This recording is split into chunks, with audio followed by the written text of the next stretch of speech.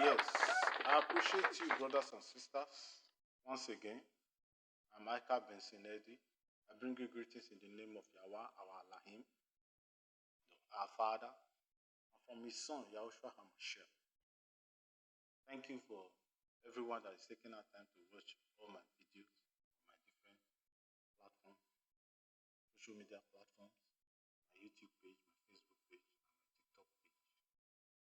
Just for those that are new, just search out my name, Ika Bensinedi, and watch my different teaching videos that will uplift your spirit and help you to know the truth from Yahweh's word. Once again, I'm going to be teaching now on 364 days calendar. As believers and as followers of Yahushua HaMashiach, it is important for us to be like the children of Issachar, who understood times and seasons. Based on that, it is important for me to explain from scriptures, from the books of scripture, the 364 days calendar. I'm going to be drawing references from Genesis, references from the book of Jubilee, references from the book of Enoch. It is important for us to pay attention. The calendar of Yahweh is 364 days. Know what the word gave? That they gave 365 days. And sometimes gave 366 days in the terms of a leap year.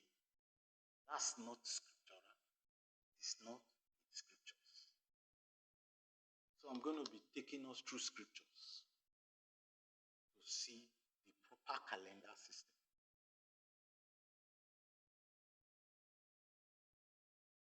First and foremost, Daniel chapter 2, verse 21 says, and he changes the times and seasons. That's Yahweh. He removes kings and raises up kings. He gives wisdom to the wise and knowledge to those who possess understanding. So it is by wisdom that this topic is coming out. And only Yahweh has the power to change times and seasons. But Daniel, in his prophecy in Daniel chapter 7, prophesied about the beast in Daniel chapter 7, verse 25. He said, the beast shall speak words against the Most High. He said, the beast shall wear out the saints of the Most High. He also said, the beast shall intend to change appointed times and law. He shall attempt to change appointed times and law. So from that verses of scripture, we could see that the beast system has actually altered the calendar and has given everyone a different calendar from the calendar of Yahweh. Now, our focus is on the calendar of Yahweh. Let us start from the beginning. Genesis chapter 1. From verses 14 through to verses 19. And I read.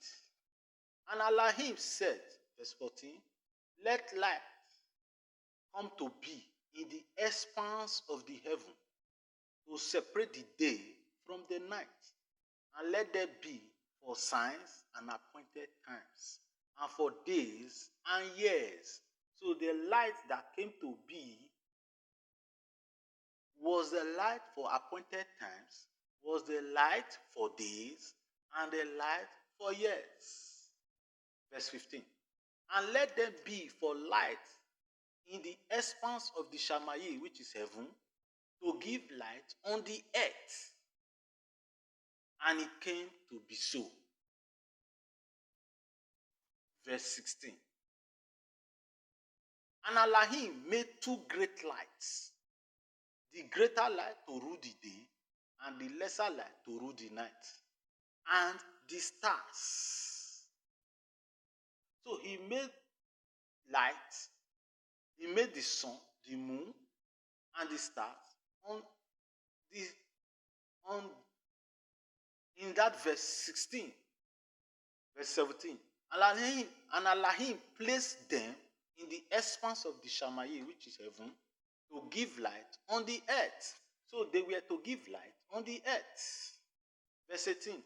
And to rule over the day and over the night. And to separate the light from darkness. And Elohim saw that it was good. Verse 19.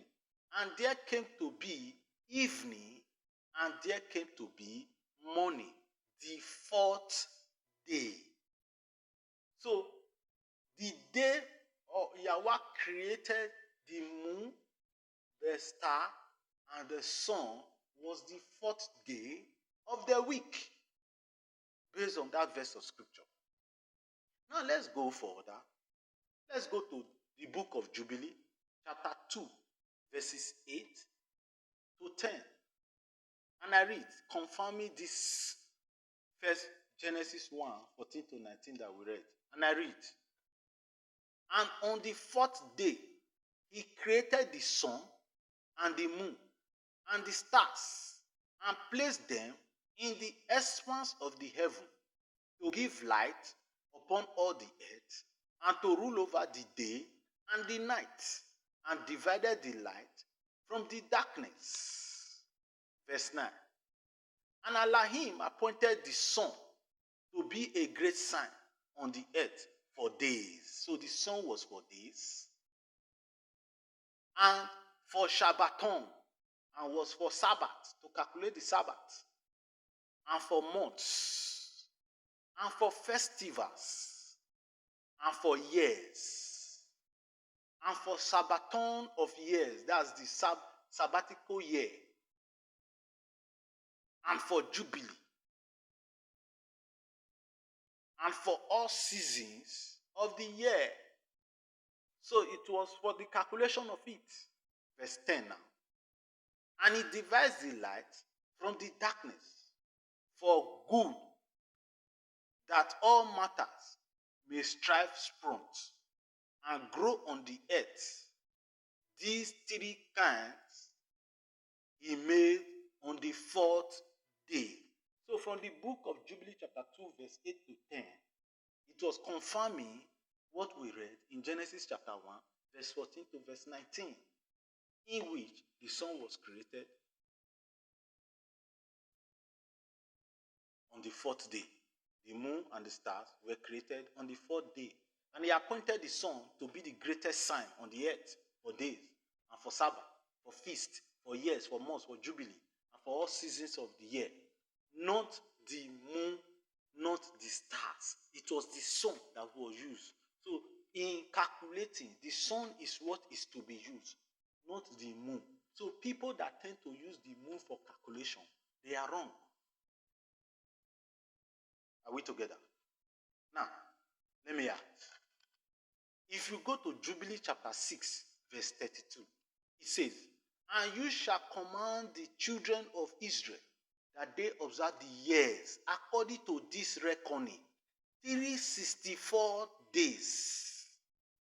And these shall constitute a complete year, and they shall not disturb its times from its days and from its festivals, for all shall fall out in them according to their weakness, and they shall not leave out any day nor disturb any festival. So from this verse of scripture in Jubilee chapter 6 verse 32, we could see that Yahweh appointed 364 days to make a year. 364 days was what make a year.